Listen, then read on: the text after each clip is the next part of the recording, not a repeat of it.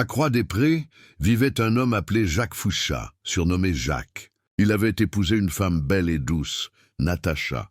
Pendant 5 ans, leur mariage semblait solide. Ils avaient 2 enfants et formaient une famille respectée dans leur quartier. Jacques rêvait toujours d'offrir une vie meilleure à sa famille.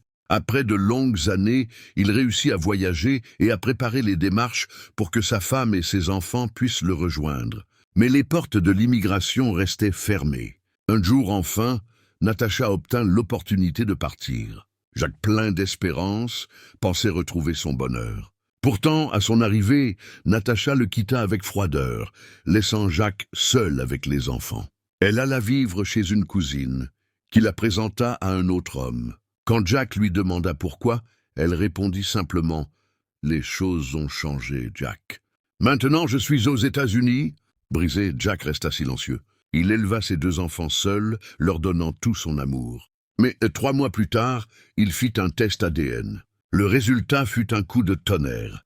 L'enfant qu'il aimait le plus n'était pas son fils biologique. Jacques ressentit son cœur se déchirer. Pourtant, il prit une décision admirable.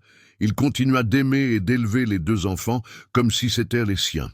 Car il avait compris que la véritable paternité ne se limitait pas au sang, mais au cœur. Il était une fois, dans un vaste jardin, un homme qui planta un manguier. Il l'arrosa, l'entretenait et protégeait chaque feuille. L'arbre grandit et donna 2 beaux fruits. Un jour, un vent venu d'ailleurs emporta l'arbre dans un autre jardin. Là, l'arbre oublia son premier maître et étendit ses branches vers un étranger. Le maître resta seul avec les 2 fruits. Mais en observant de près, il découvrit que l'un des fruits n'était pas vraiment issu de sa semence. Son cœur se brisa. Pourtant, il ne rejeta aucun des 2. Il les garda, les protégea et les aima également. Et il comprit une vérité profonde.